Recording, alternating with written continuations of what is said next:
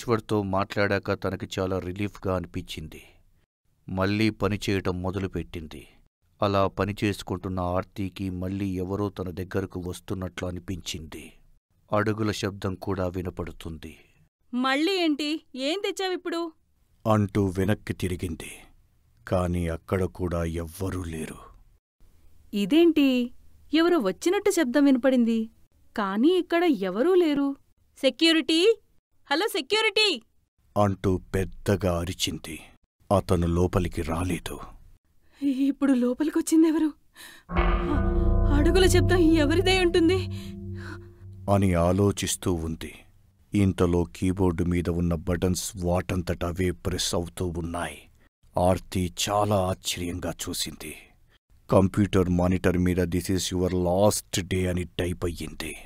ఆర్తి షాక్తో చూస్తూ ఉంది. ఏసీ హాలు చాలా వేడిగా మారింది. ఆమెకు చెమటలు పడుతున్నాయి. మానిటర్లో కనిపించిన మెసేజ్ డిలీట్ చేయడానికి ఎంతో ప్రయత్నించింది. కాని అది మళ్ళీ మళ్ళీ టైప్ అవుతూనే ఉంది. ఆర్తి కోపంగా కీబోర్డును కొట్టింది.